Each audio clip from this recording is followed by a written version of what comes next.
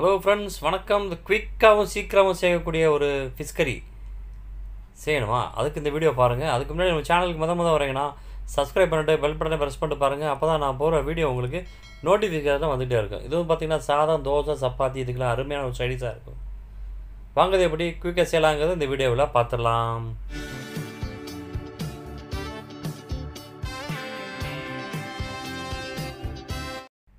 அதுக்கு என்ன பண்ணுறீங்கன்னா, ஒரு கடாயில் 2-3 டேபிள் ஸ்பூன் எண்ணெய் சேர்த்துக்குங்க. எண்ணெய் நல்லா சூடாகி வந்ததும் அதில் வந்து 1/4 டீஸ்பூன் அளவுக்கு வெந்தயம் சேருங்க. வெந்தயம் நல்லா பொரிஞ்சு வரட்டும். கூடவே 1/4 டீஸ்பூன் ஜீரகம், 1/4 டீஸ்பூன் சோம்பு இதெல்லாம் சேர்த்துட்டு லைட்டாக ஃப்ரை பண்ணிக்கோங்க.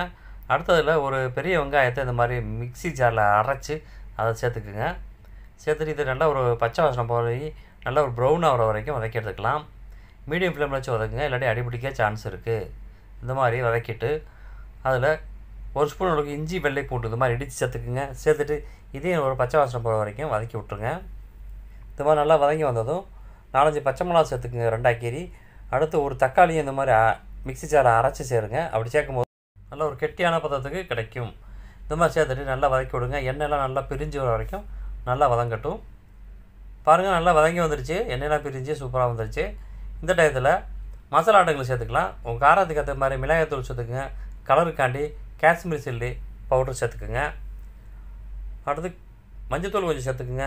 3 ஸ்பூன் அளவுக்கு மல்லித்தூள் சேர்த்துக்குங்க. சேர்த்துட்டு இதே நல்லா மிக்ஸ் பண்ணி அந்த பச்சை வாசனை போகிற வரைக்கும் நல்லா வதக்கி விட்டுக்கலாம். அடி பிடிச்சிடாமல் பார்த்துக்குங்க.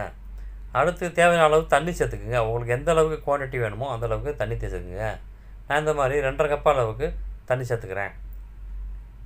அடுத்து புளி சேர்த்துக்குங்க. நான் குடம்புளி சேர்க்குறேன். உங்களுக்கு விருப்பமான எந்த புளியாக இருந்தாலும் சேர்த்துக்கலாம். சேர்த்துட்டு இதே நல்லா கட்டி இல்லாமல் அந்த மசாலாக்கள் கட்டி இல்லாமல் நல்லா மிக்ஸ் பண்ணி விட்ருங்க.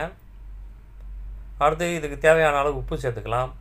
உப்பு சேர்த்துட்டு அதையும் இதோடு சேர்த்து நல்லா மிக்ஸ் பண்ணி விட்ருங்க, எல்லா இடத்துலையும் வர மாதிரி. இதை கொஞ்சம் மூடி போட்டு ஒரு 10-15 நிமிஷம் நல்லா கொதிக்க விடுவோம். பாருங்கள், கொதித்து சூப்பராக வந்திருக்கு நல்லா. இதில் வந்து நம்ம ஏற்கனவே கழுவி வச்சுருந்தேன் அந்த திலேப்பியா மீனை சேர்த்துக்கிறேன். உங்களுக்கு விருப்பமான எந்த மீனாக வந்தாலும் சேர்த்துக்கலாம். இந்த மாதிரி நல்லா சேர்த்துருங்க. சேர்த்துட்டு லைட்டாக ஜென்டிலாக எல்லா இடத்துலையும் படுற மாதிரி கரண்டையால் கோரி அதில் மேலே சேர்த்துக்குங்க. அடுத்து 4-5 ஸ்பூனு துருவன தேங்காய் அந்த மாதிரி மிக்ஸி ஜாரில் அரைச்சி அந்த தேங்காய் பாலையும் சேர்த்துக்குங்க. தேங்காய் பாலை சேர்க்கும்போது நல்ல ஒரு டேஸ்ட்டு கிடைக்கும். சேர்த்துட்டு அதையும் இந்த மாதிரி சட்டியோடு சேர்த்து நல்லா கலக்கி விடுங்க. மீன் உடஞ்சிடாமல் லேசாக நல்லா மிக்ஸ் பண்ணி விட்ருங்க, எல்லா இடத்துலையும் போகிற மாதிரி. இந்த மாதிரி நல்லா மிக்ஸ் பண்ணி விட்ருங்க. இந்த மாதிரி நல்லா மிக்ஸ் பண்ணிவிட்டு மூடி போட்டு ஒரு 5-6 நிமிஷம் மட்டும் வேக விடுங்க.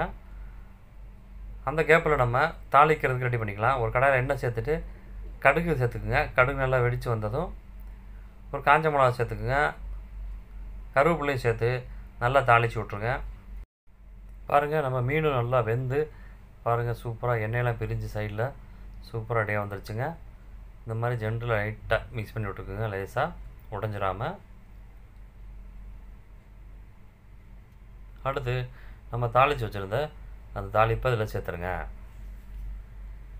அவ்வளோதாங்க, சூப்பரான அருமையான ஒரு திலேப்பியா ஃபிஷ் கறி சூப்பராக ரெடியாச்சுங்க. இது வந்து பார்த்திங்கன்னா சாதம், தோசை, சப்பாத்திக்கெலாம் அருமையான ஒரு சைடிஷாக இருக்கும். இதே மாதிரி எல்லோரும் பண்ணி பாருங்கள். இந்த வீடியோ பிடிச்சுன்னா நம்ம சேனலை சப்ஸ்கிரைப் பண்ணிக்கோங்க. கூடவே பெல் பட்டனை ப்ரெஸ் பண்ணிங்கன்னா நான் போகிற வீடியோ உங்களுக்கு நோட்டிஃபிகேஷன்லாம் வந்துகிட்டே இருக்கும். தொடர்ந்து இந்த மாதிரியான குயிக்கான சமையல் வீடியோ பார்க்குறதுக்கு நம்ம தொடர்ந்து ஆதரவு கொடுங்க. தேங்க்யூ ஃபார் வாட்சிங். நன்றி, வணக்கம்.